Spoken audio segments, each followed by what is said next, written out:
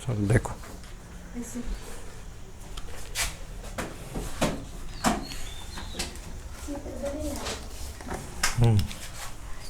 तो ज्योमेट्री पढ़ रहे थे।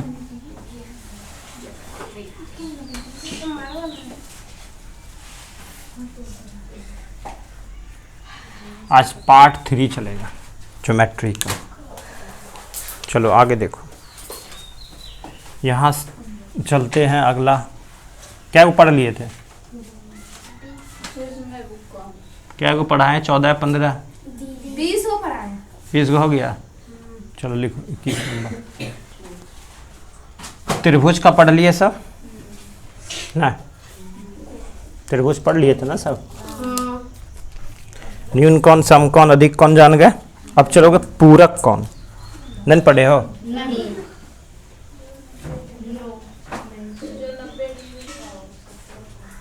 पूरक कौन, ठीक है। पूरक कौन किसे कहते हैं ये देख लेना है। दो कोनों का माप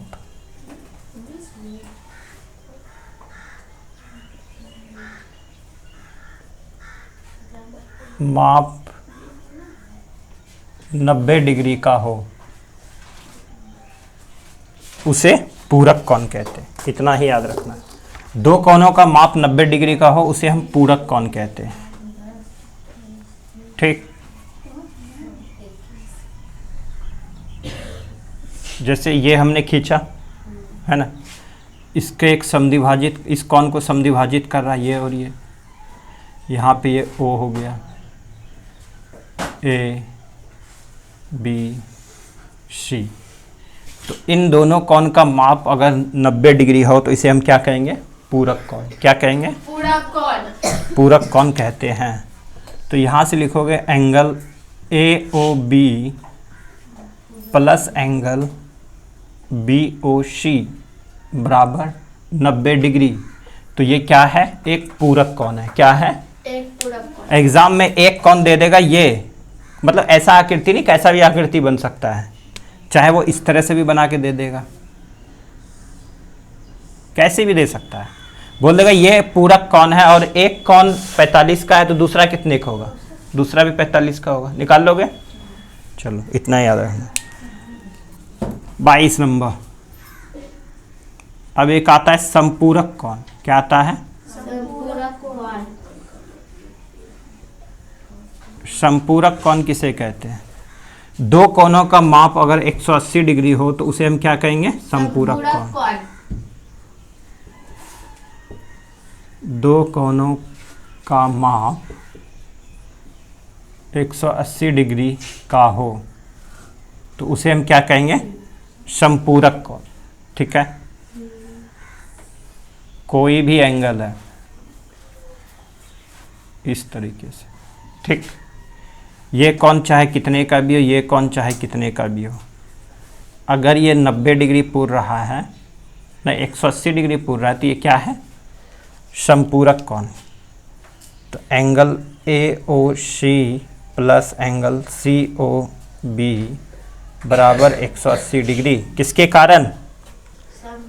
समपूरक कोण के कारण। समपूरक 180 का होता है, पूरक 90 का होता है। ये दो बात याद रखना है यहाँ, ठीक है।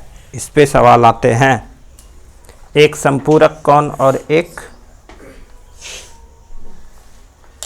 पूरक को हम अनुपूरक भी कहते हैं या कोटिपूर्ण भी कहते हैं, ठीक है। इसे हम और किस किस नाम से जानते हैं? कभी कभी एग्जाम में दे देता है, इसे अनुपूरक भी कहते हैं। क्या बोलते हैं? अनुपूरक कोण। और इसको एक और नाम से जाना जाता है कोटिपूरक कोण। क्या बोलते हैं? तीनों याद रखना। टेस्ट जो लेंगे कुछ भी लिख सकते हैं वहाँ। अनुपूरक कोण का एक कोण इतने का दिया है तो दूसरा कोण बताओ। कोटिपूरक कोण का एक कोण इतने का दिया है तो दूसरा कोण बताओ।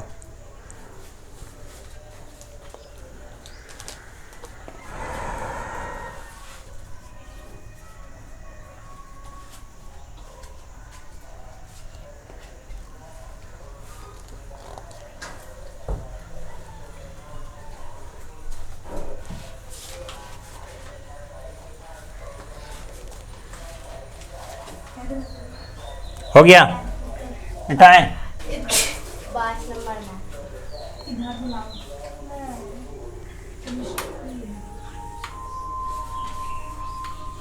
हो गया सारा मिटा।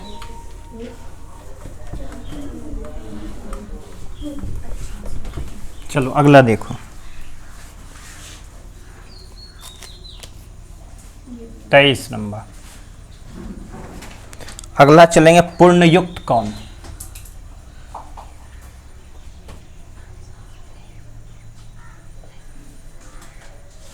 पूर्ण युक्त बोल दो या प्रतिवर्ती बोल दो।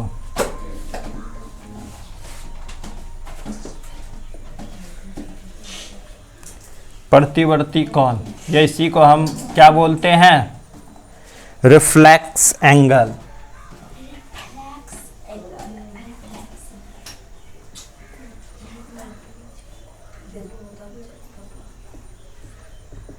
रिफ्लेक्स एंगल, रिफ्लेक्स एंगल जो होता है ये कौन होता है, ये बताए थे नहीं। जो दो कौन या दो समकोण कौन से बड़ा होता है, जो दो समकोण से बड़ा परंतु चार समकोण से छोटा होता है, यानी कि 180 से बड़ा लेकिन 360 से कम हो। ठीक है, ये भी बोल सकते हो। इसे पूर्ण युक्त कौन कहते हैं या रिफ्लेक्स एंगल कहते हैं, लिख सकते हो। 180 डिग्री से बड़ा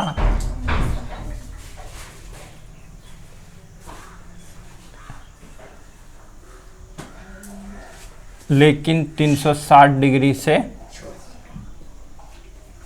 छोटा हो, तो उसे हम क्या बोलेंगे, रिफ्लेक्स एंगल। उसे क्या बोलते हैं, रिफ्लेक्स एंगल।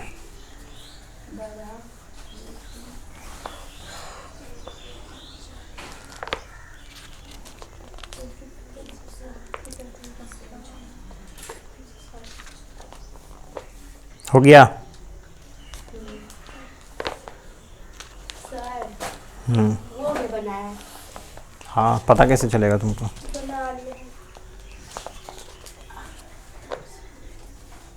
चलो कल तिर्यक रेखा की पहचान करवा रहे थे ना। तिर्यक रेखा की पहचान, उसके बाद सवाल सारे बना के, वो एक्सरसाइज खत्म हो गया।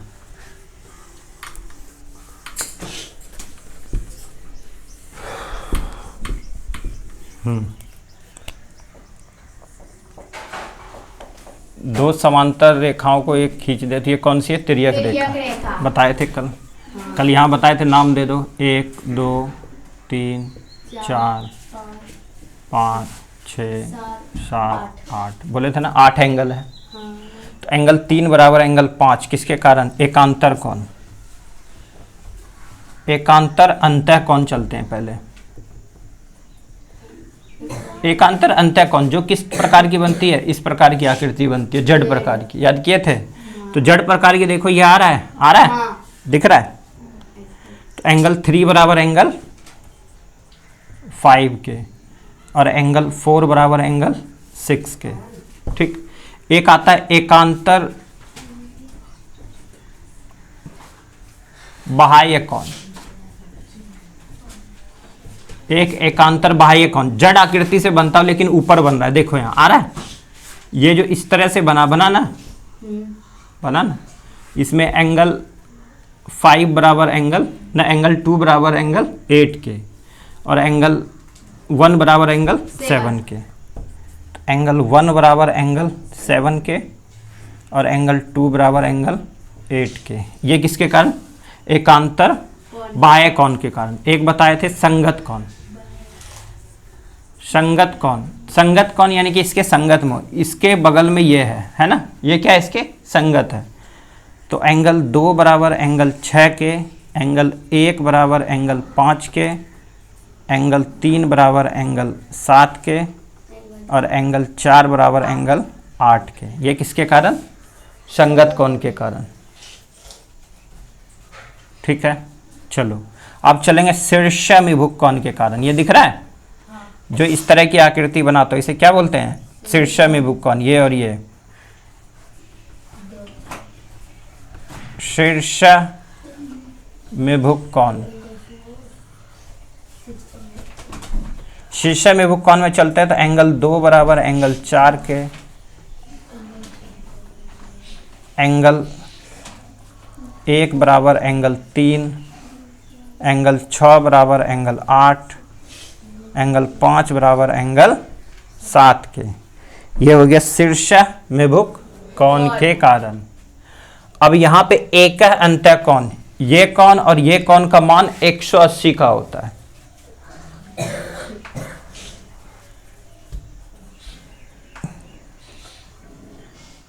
एक अंतः कोण का माप 180 डिग्री का होता है। तो यहाँ से एंगल 3 प्लस एंगल 6 बराबर 180, एंगल 4 प्लस एंगल 5 बराबर 180 ये होता है। ठीक। अब चलेंगे यहाँ से रैखिक युग्म। उतार लियो ऊपर वाला। इस चैप्टर का जो पहला तुम्हारा है 6.1 में कि किस में जिसमें भी हो, इसमें सबसे पहला जो है इसी के ऊपर दिया हुआ है सारा सवाल। तो अगला चलते हैं ये कौन, ये कौन कैसा बनता है? रैखिक युग्म बनता है। दिख रहा है? ये क्या है? रैखिक युग्म क्या है? तो एंगल 1 प्लस एंगल 2 बराबर 180,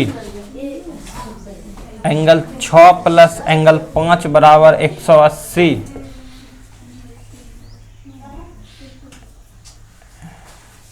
समझ आया?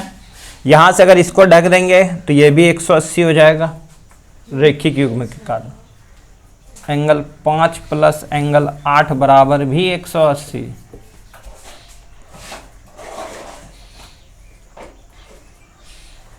एंगल 3 प्लस एंगल 4 बराबर भी 180, एंगल 7 प्लस एंगल 8 बराबर भी 180, एंगल 6 प्लस एंगल 7 बराबर भी 180 और एंगल 3 प्लस एंगल 6 बराबर भी 180 और एंगल 4 प्लस एंगल 5 बराबर भी 180। तो ये सारे याद करने, ये सारे क्या होते हैं? एक रैखिक युग्म बनाता है यहाँ से, और ये सारे 180 डिग्री का बन जाता है। समझ आया? बन जाएगा। चलो सवाल बनाओ, तब आगे सवाल देता हूँ, आगे सवाल बनाना है। हाँ ये सब हो जाएगा तब